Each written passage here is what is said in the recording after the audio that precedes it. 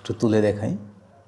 ও দারুণ! আমি যেটা ভেবেছিলাম আসলে আমার কল্পনার চাইতে অনেক বেশি দ্রুত। এটা আমি সত্যিকার অর্থে বলতে গেলে কি আমি প্রথমবার করলাম। আসলে এক্সপেরিমেন্ট ওদের দিয়ে করানোর আগে আমাকে আগে ট্রায়াল দিতে হয়। হ্যাঁ, আমি আগে ট্রায়াল দিচ্ছি। আজকে আমার এক্সপেরিমেন্টটা হলো ইলেকট্রোপ্লেটিং। আমরা শুধু ওদেরকে শিখাই, নবম দশম শ্রেণীর ওদেরকে শিখাই যে কীভাবে ইলেকট্রোপ্লেটিং করা হয়। এটা শুধু থিওরি আমরা এতদিন বুঝিয়েছি। তো আজকে এই প্র্যাকটিক্যালটা আমি রেডি করব।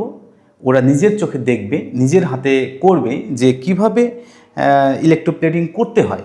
আর এটা যদি ওদের দেখাতে পারি, আমার মনে হয় ওদের এটা মুখস্থ করার কোনো প্রয়োজনই হবে না।